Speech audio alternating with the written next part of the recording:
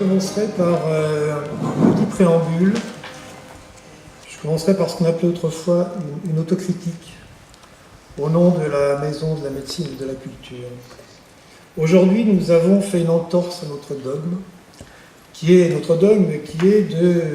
d'introduire nos conférences, nos débats par une œuvre d'art intégrale pour permettre l'ouverture d'esprit, pour permettre au sentiment de se libérer. On a toujours de bonnes raisons de couper dans un film. Là, on avait, comme d'habitude, un programme très, très chargé. Et puis un film, Journal intime, qui est composé de 3 chapitres. 3 chapitres qui, à première vue, on en reparlera, à première vue, n'ont pas vraiment de rapport entre eux.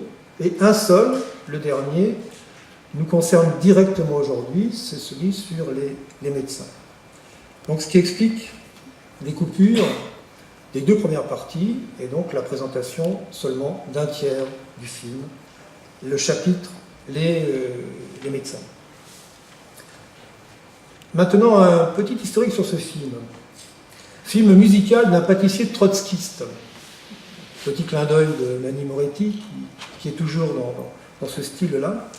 Cependant, l'histoire de ce film commence en 1991, quand un cancer est détecté chez Nanni. Un cancer qui s'avérera heureusement bénin et curable.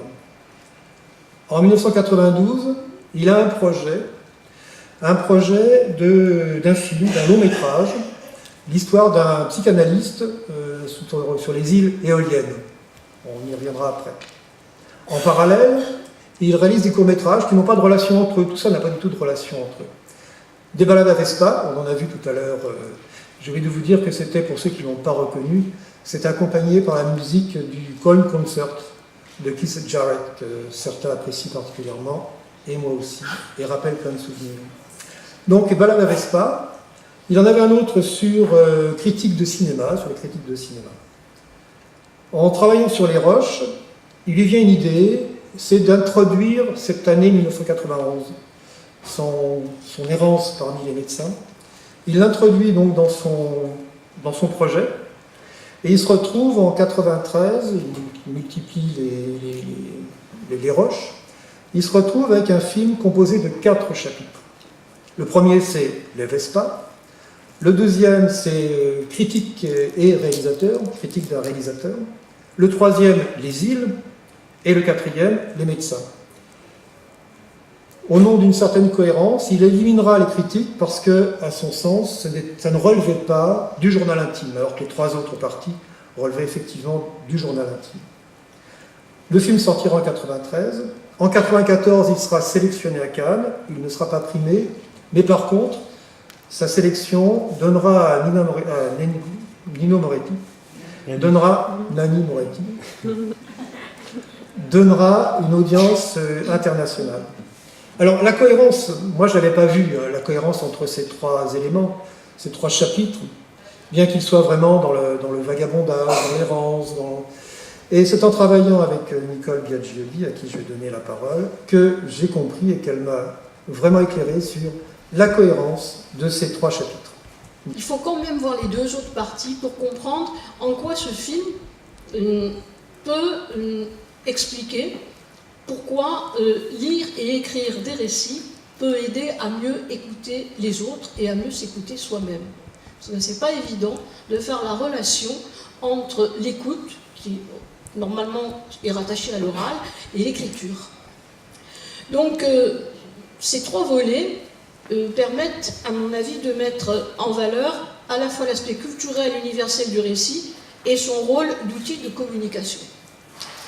Ils le font d'abord parce qu'ils sont réunis par le journal. Et le journal n'est pas le récit, c'est même tout le contraire.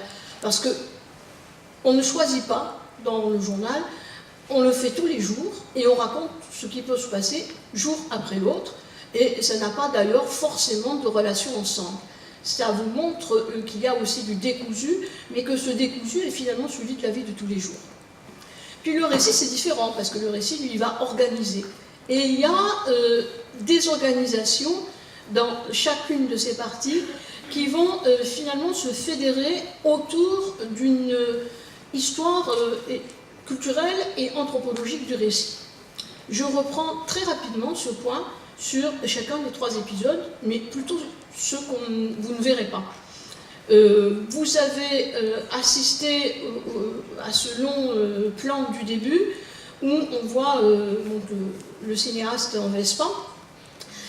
Ça nous rappelle qu'à l'origine de tout récit, il y a une quête. Quelqu'un cherche quelque chose. Tous les récits du monde peuvent se réduire à ça. Quelqu'un cherche quelque chose, après bien entendu, le trouve-t-il ou ne le trouve-t-il pas. Et là, dans chacun des 3 volets, il y a une quête. La première quête, c'est trouver des lieux de tournage pour un film assez hypothétique. L'histoire, une comédie musicale sur un boulanger trotskiste.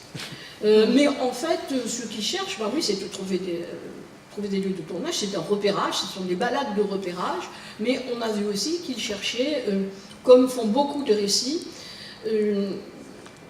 l'image de Pasolini, qui a été aussi quelqu'un qui a beaucoup raconté par le cinéma.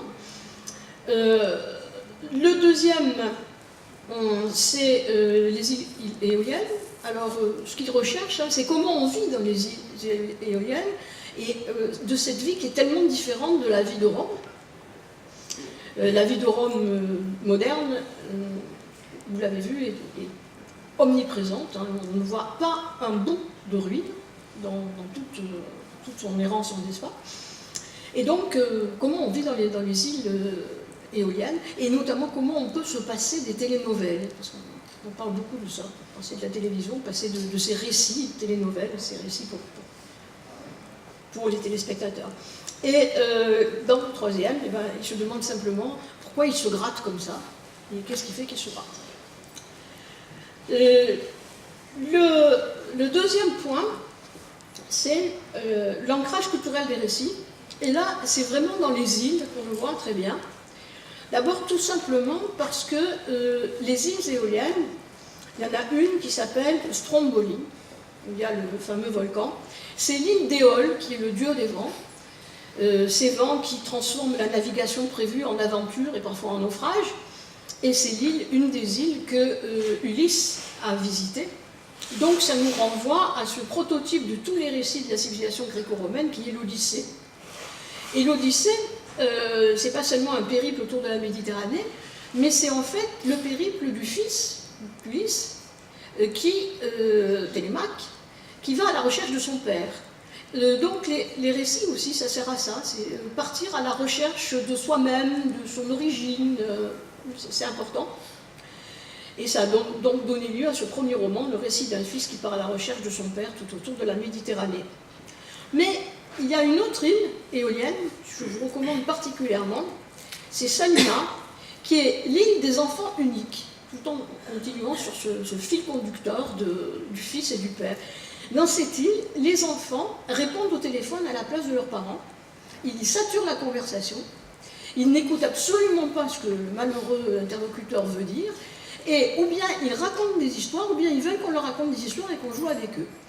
Et là, je pense qu'on est tous un peu enfants sur ce point, et ça vous montre en quoi la communication orale, bien qu'elle soit en direct, ou par téléphone ou en visuel, peut aboutir à des dialogues de sourds.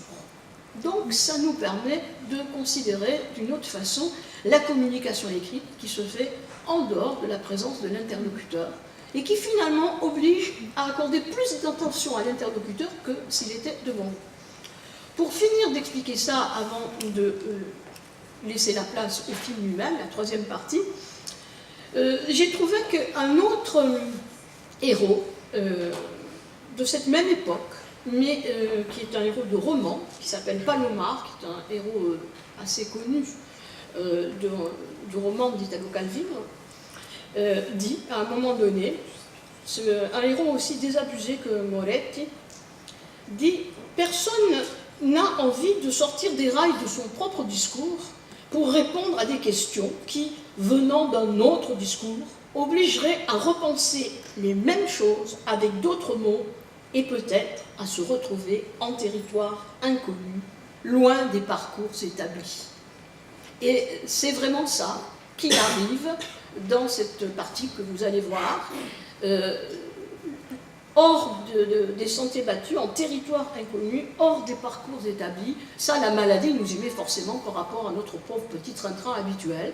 Mais on va voir comment le récit peut aider, par le travail qui lui donne naissance, à s'écouter et à écouter les autres.